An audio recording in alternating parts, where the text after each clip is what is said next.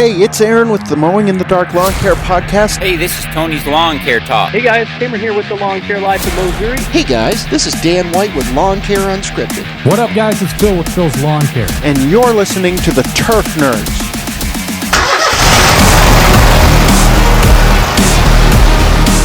Game guys, that was a little bit disappointing. We wanted to hear this. Touchdown Detroit Lions!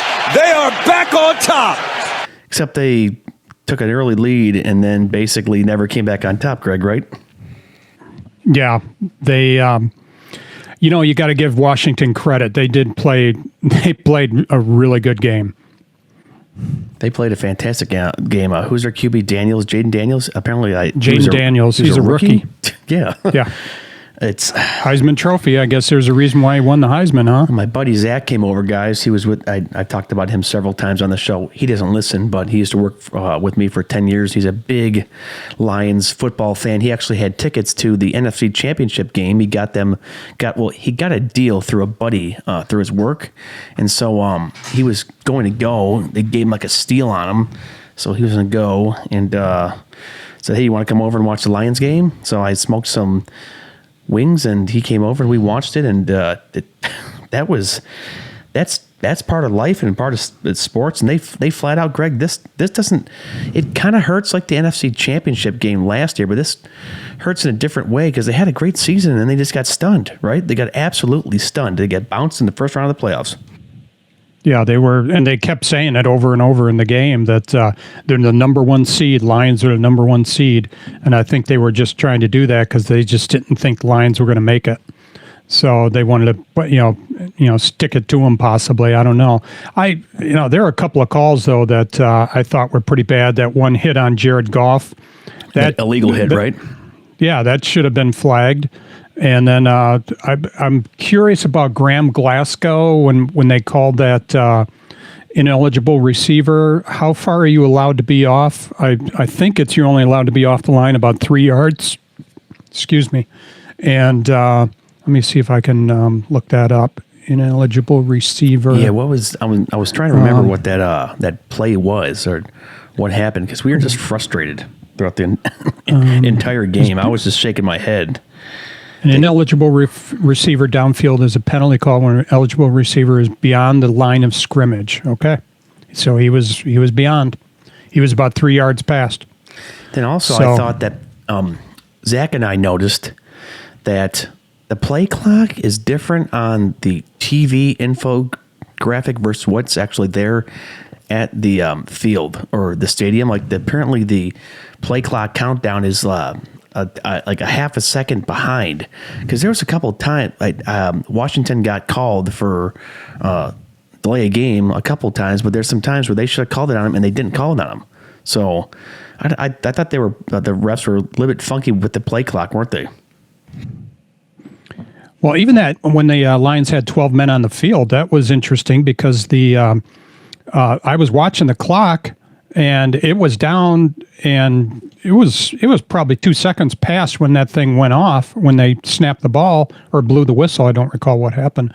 But I found it interesting that it was well past the time when that thing shut down, and then they threw the flag on the Lions anyway for 12 men. So, but I mean, that somewhere, I don't know what happened on that, how they had that 12th guy out there.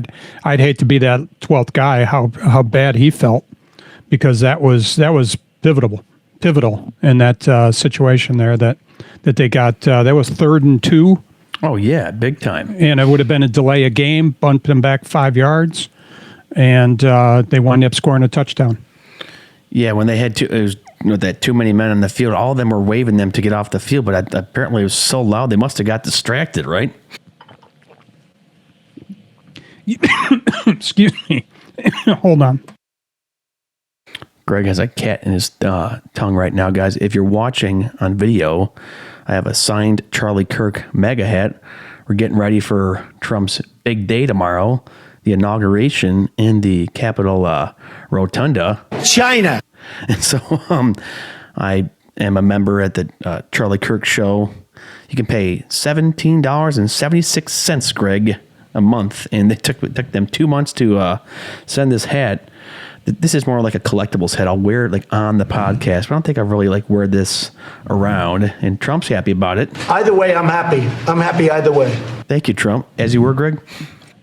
No, I was just talking that they, like you said, they were so loud, but they had a sign. I saw that they had a big sign up there saying 12. I don't know if you saw that when they showed a clip back. No. Yeah, they had a guy in the background holding up a sign that said 12. So, it's great for the fans when they're trying to be loud, but it looks like it came back to haunt us in that situation though too. But also, it was the interceptions. I don't really blame Goff.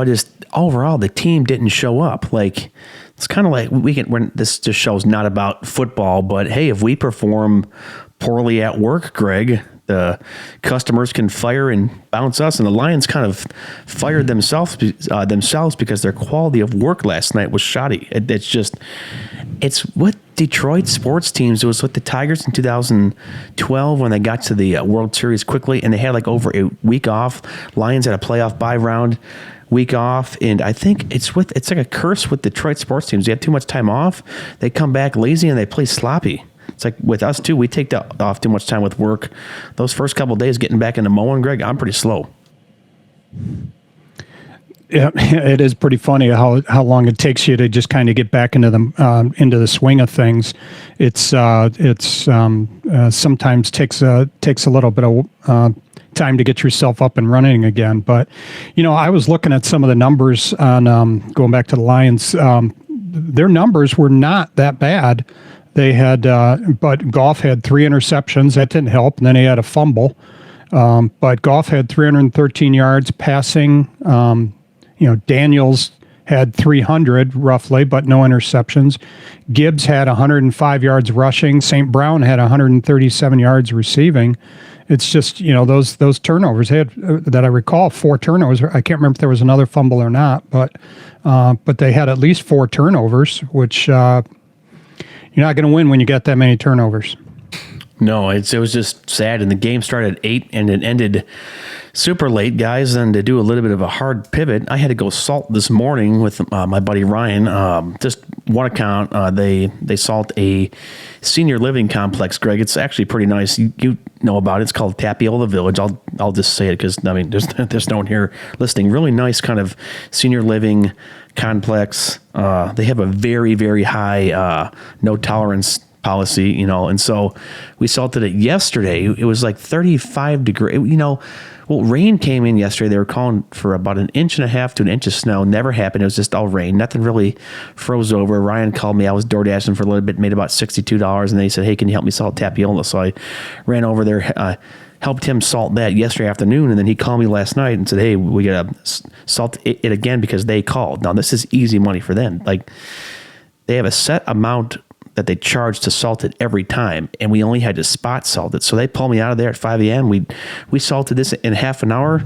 They went home. Guys, they made big on salt. This is where I'm kind of getting turned down to kind of wanting to eventually, maybe down the road, get a crap truck with a nice salter and then get some salt accounts and do it. But it's just salt destroys everything. But, Greg, the lawn care season is getting closer and closer, and we actually got an email from our buddy. Shout out to, here, let me pull up this email, because we're going to be doing that debate and talking about enclosed versus utility trailers, Greg, because we both had them.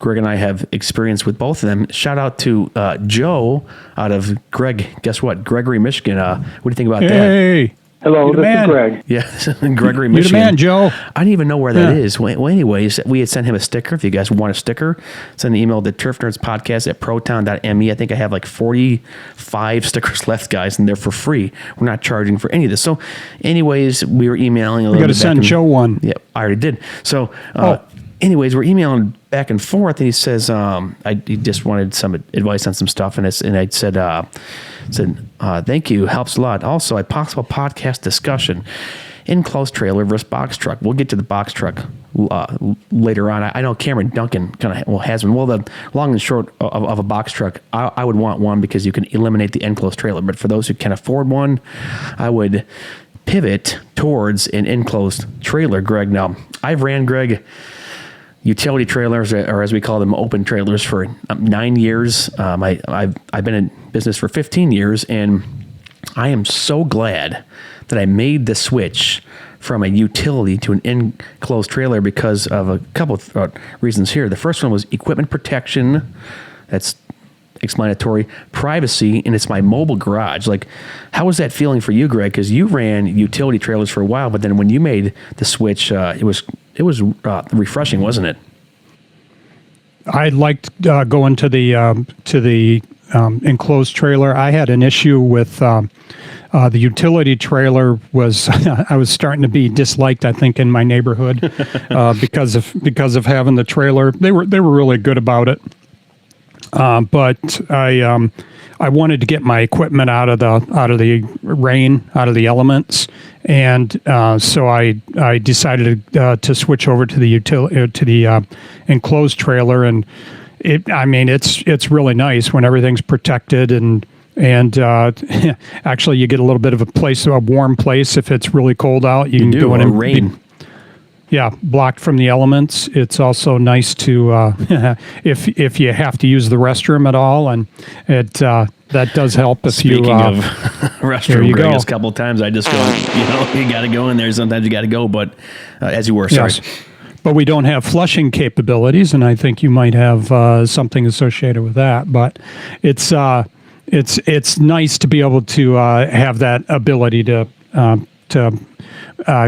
go if you need to. So, but protecting your equipment was really important because I had my stuff sitting out, and when you get the rain, and then you get, or if it's really cold out, and you're starting to get a little bit of snow, it's really protected.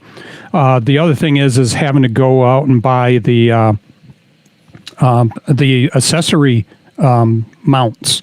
So that can add up too, because if you want to, you're going to need to really get a nice accessory mount for your equipment, for your whips and all that stuff. And those, to get a good one, that's going to be a little bit pricey, right?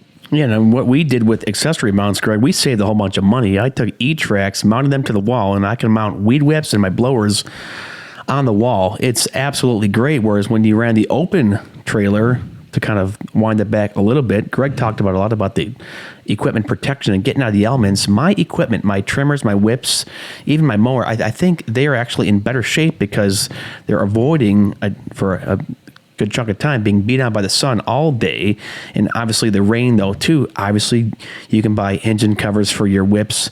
I think Corey Ballard sells them, but I don't know if I'd buy one. It would probably melt if I try to put them back on because I'm constantly using my weed whip. But the E-Tracks, they're inexpensive though, Greg, and I showed you I thought I told you how to do it. You just mount them to the wall, your E-Track horizontally, and you can put your trimmers on there. And the trimmers, it's perfect because they have like Green Touch racks and Equipment Defender racks. Sure, guys, those are nice. You're going to pay a pretty penny for them, but if you do the E-Track route, Greg, we spent like $50, right? And we have our whips mounted to the wall, and they're like right snug with the wall, and it saves you money. And I think it's more stable than those racks that would protrude out on the wall. Well, and if you don't have a 8-foot wide trailer, having those things sticking out at you, that makes it a little bit.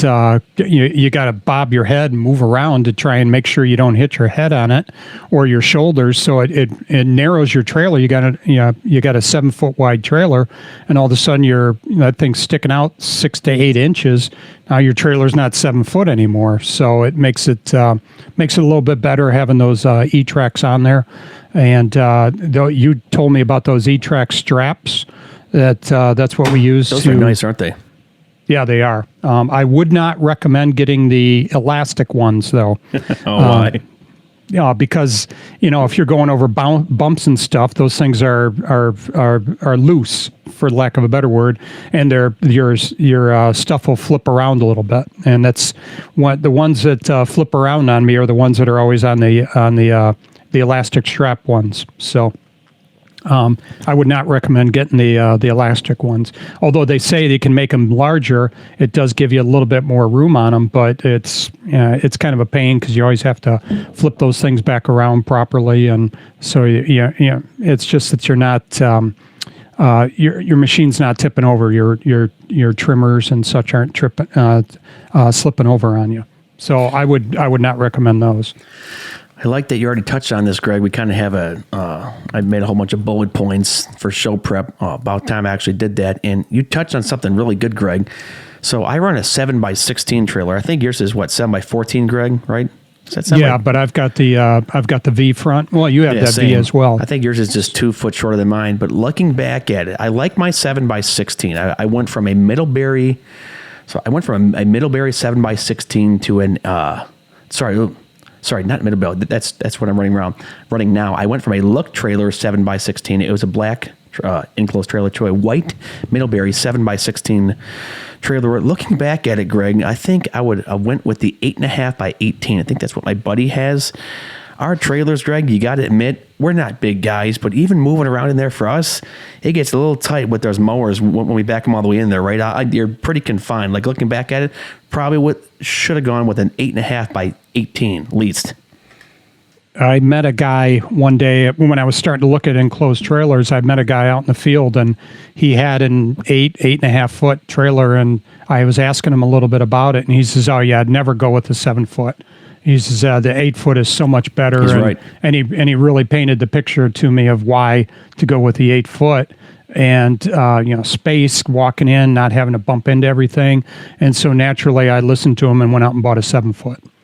So it wasn't the best decision, but I've been real happy with the decisions I've made, and at least at this point, I've got a nice trailer. It's in good shape, works well. It's not too large, but like you said, next trailer I'm probably going to go with an 8 foot if I do get another trailer or not. You have to. And I'd say if you guys are just getting into the business, we have a wide array of listeners, our seasoned lawn care pros who have been in this for longer than I have. I've been doing this 15 years. But if you're starting out, like, there's nothing wrong with a utility trailer.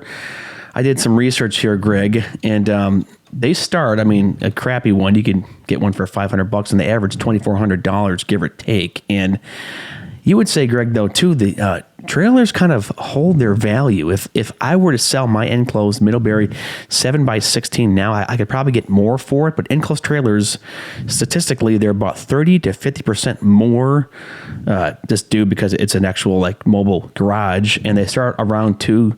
Average cost is $5,400.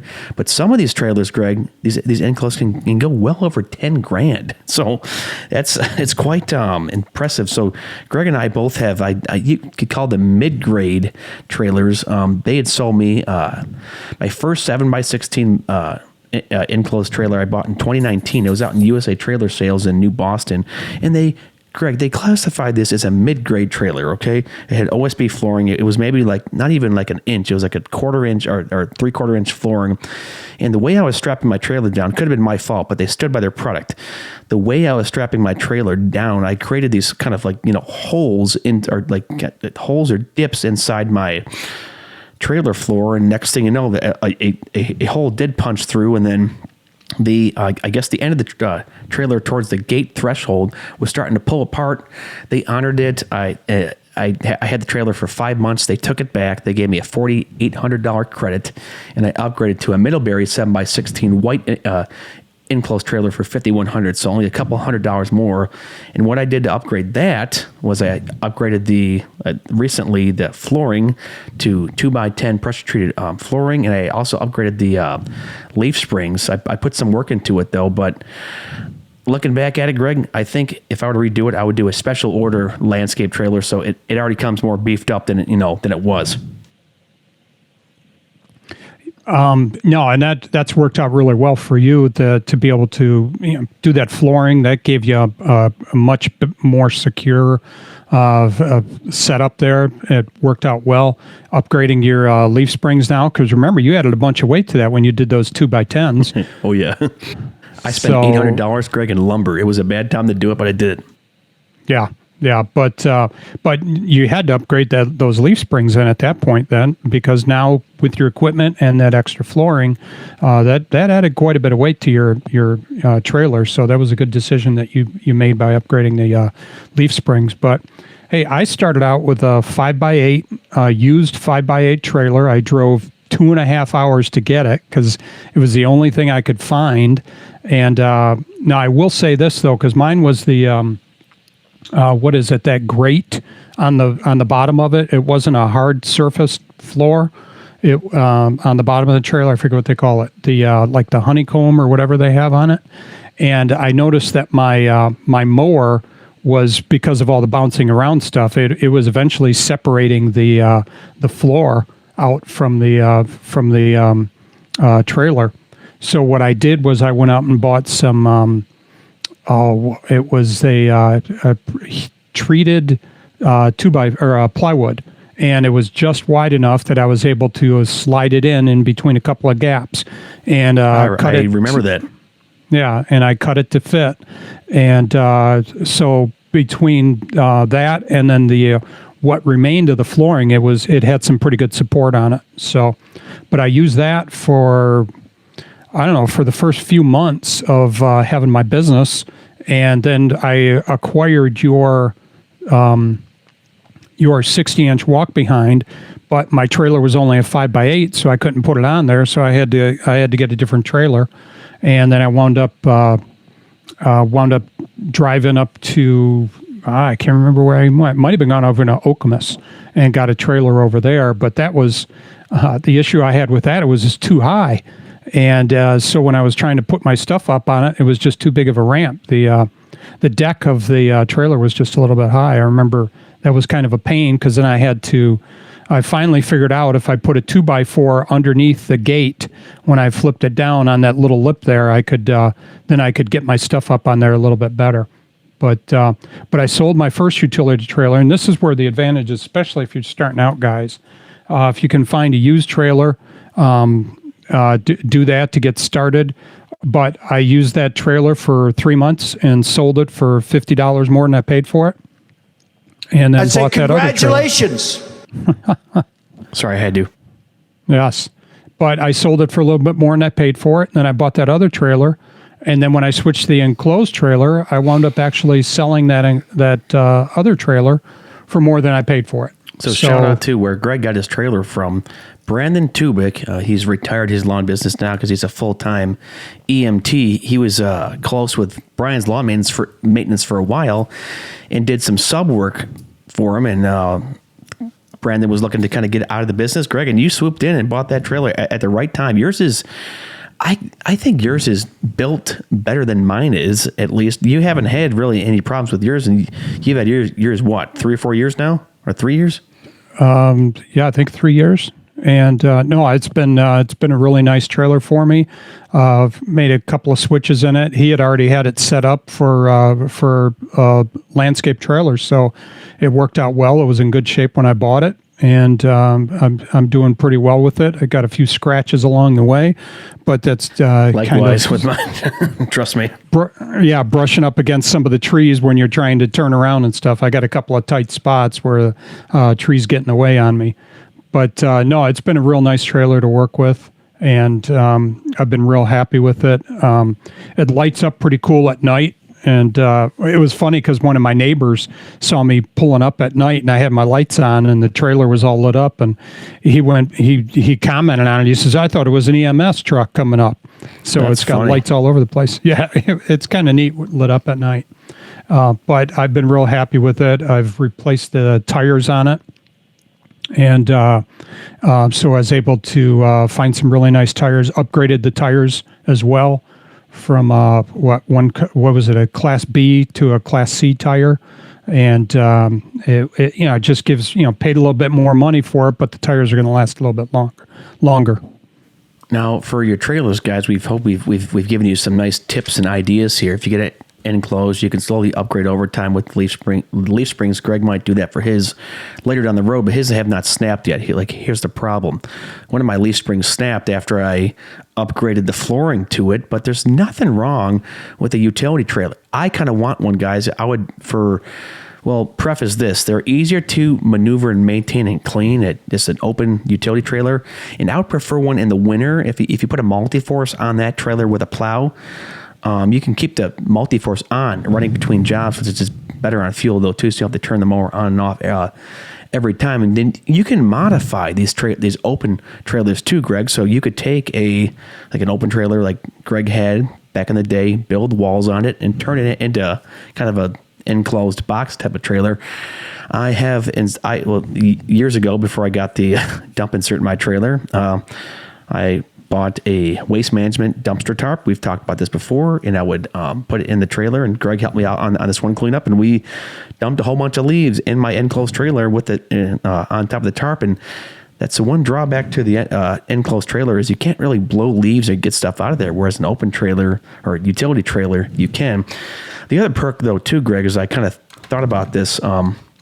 The perk for enclosed is you keep your equipment private so people can't see what you're rolling down the street with and, where you live. It keeps things more low profile, and I prefer not to have signage on my truck or trailer, guys, because I already have way too much business. I don't need more, and people will they do these crap posts on you where they'd see that you have signage on your truck or trailer, and they go on Google and then give you a horrible rating.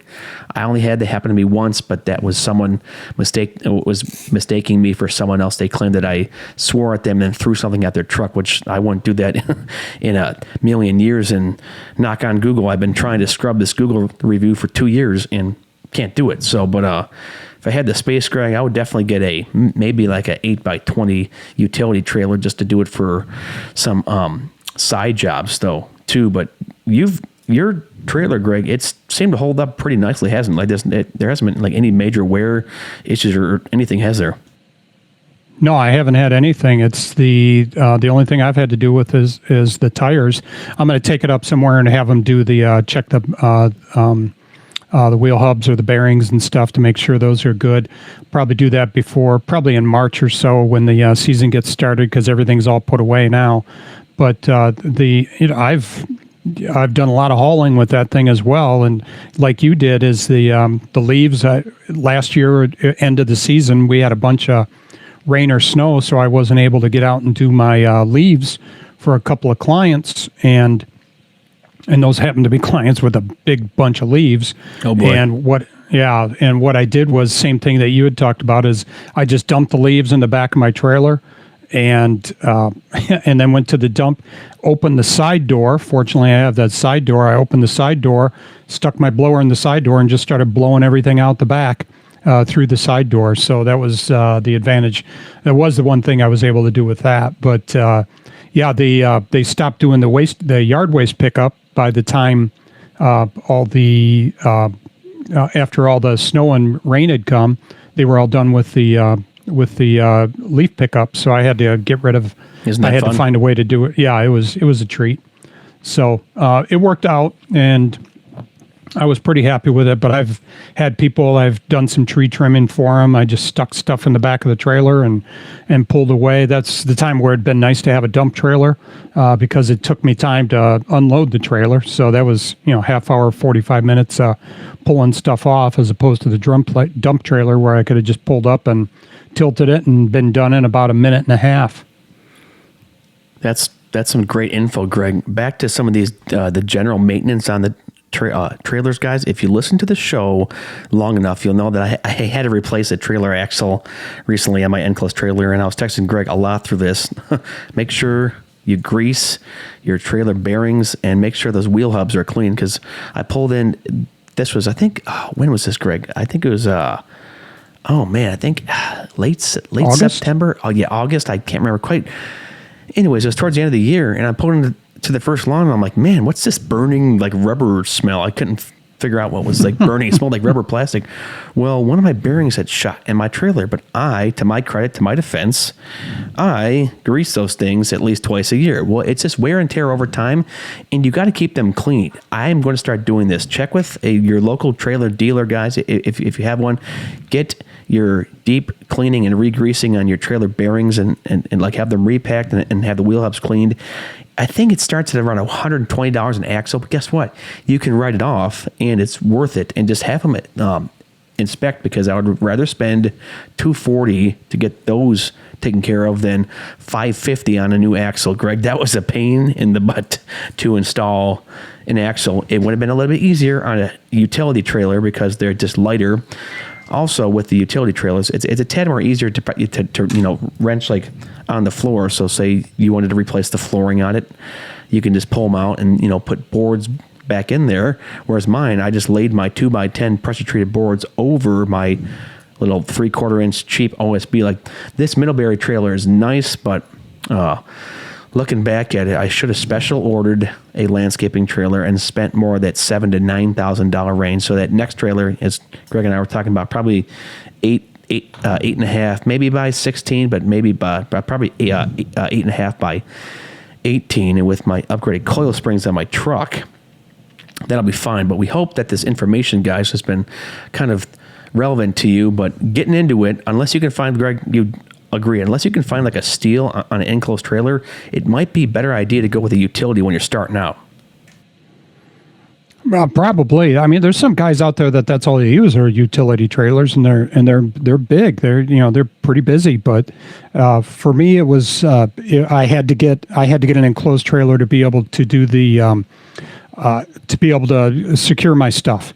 And that was the important part for me, that I had to be able to do that, and I wasn't going to be able to keep parking my trailer in my driveway anymore. So I got the enclosed trailer. So if some guys like the utility trailers, some guys really like the enclosed trailers. It kind of comes down to your preference, but my preference is to go with that enclosed trailer, and I can protect my equipment a little bit better. So, well, speaking. We almost forgot to do this plug for our buddy and our friend, Ezra McCarthy over at Green Frog Web Design. And I'd say if you go with Ezra, you could probably afford an enclosed trailer quicker by going with him, Greg, because, hear me out, he can get you on top of the Google search results. You can get more higher quality and just better clients, and you can get that money faster to afford a enclosed trailer. He's got his pay-per-click advertising. Your business can appear at the top of the search. You have more leads, sales, keywords. Basically, Ezra handles this all for you guys, and obviously spring is coming. We want to stand out here.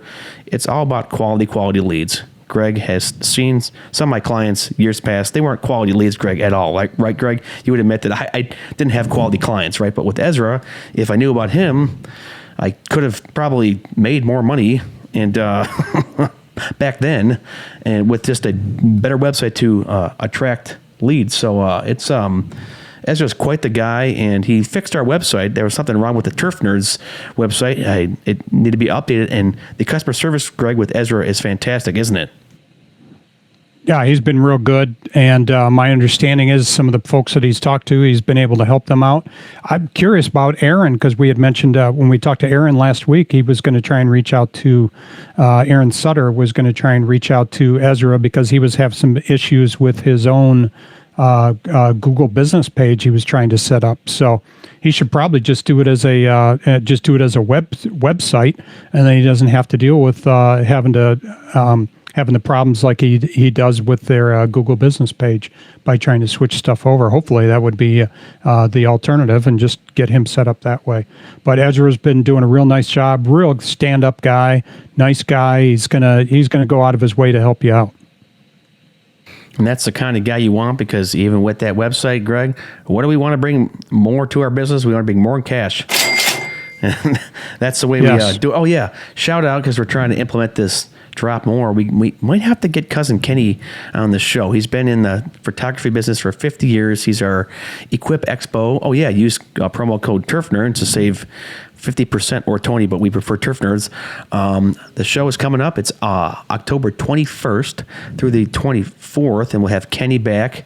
If you didn't see Cousin Kenny, guys, he's about 6'4", and he can take a good picture, and he's pretty good behind the camera too.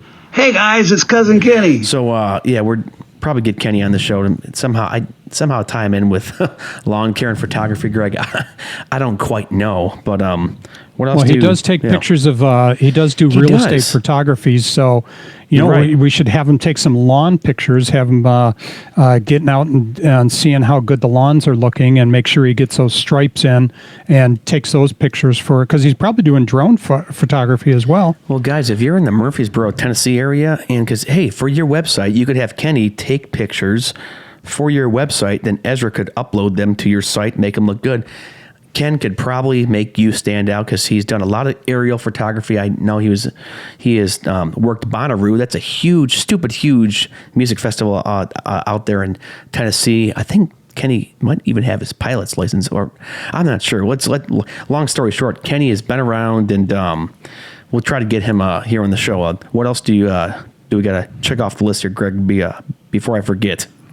I think maybe, next show we should probably maybe even consider doing it, the box truck versus enclosed trailers. So maybe we'll do that next show. And because I think your question also related to box trucks as well. We can tie that here though too. I mean, basically a box truck is just a truck that has an enclosed trailer on it. I would like one. I know Sean Spencer has one. Shout out to Cameron Duncan with the Lawn Care Life in Missouri. He's got one. They're Isuzu's. I think his is that too. I would want one, Greg, because then you could store it anywhere. But the problem is, though, I don't want my box truck being a personal vehicle. That's where you'd probably have to have, you'd have a box truck, then a personal. It might just be another vehicle to add to the list, unless you wanted to drive around, Greg, right, with your box truck for a personal. Well, if you had to run to the grocery store, you could store a lot in there. I didn't know that. Tell them about that. Well, you could put a lot of groceries in the back of a box truck. Hey, Costco would be great for a box truck. I would want one. They're not cheap. We did kind of do a show on this. Remember those super trucks, those Isuzu super lawn trucks over a year ago that we did? I saw them at the Equip Expo 2 years ago. I think those start, if you want a good one, they're like $90,000. And then they go way north from that. Weren't those the ones that were solar paneled as well? Yeah, there's one that had like a solar panel, but those are true box trucks. I kind of want to get involved with them and rent one and try it out, but that would just be a bait and switch. I would just want to use it for a week just to see how it would be, and they'd be like, I'm not going to buy one. They might not care for that. Yeah, but box trucks, that's a step up from an enclosed trailer, but the ideal setup would be box truck with an open utility trailer. Both I would use, obviously the box truck way more, but it's just money and vehicles, and I have everything paid off. The only last thing that I have to pay off is the Cub Cadet, and I'm getting pretty close on that. So yeah, that's it, Greg. What do you got? Why don't we go ahead and close in prayer and spend a little time with God. Hope everybody has a good week, and we can go from there. Sounds great. Okay, I had a cough. All pray. Dear Heavenly Father, we just thank you for this episode this day. Thank you for Greg, Lord, that he puts up with me and makes the time, carves out the time on his Sunday. Know he's got stuff to do. Just bless all of our listeners right now, Father. Lord, if they have questions, they can email us, but it's just give these listeners wisdom this upcoming year, Lord, as they're getting prepared to get out and get after it, Father. Just protect our listeners from harm, Lord. I pray that they can just come to the saving knowledge of you and your word, Lord. This isn't just a religion. It's an actual relationship and faith there. And I pray that we could raise the standard, Father, in our lawn care business, just to be lions and men who fear you and fear your word and be mature, Father. It's a big thing.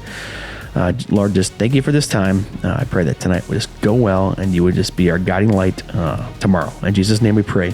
Amen.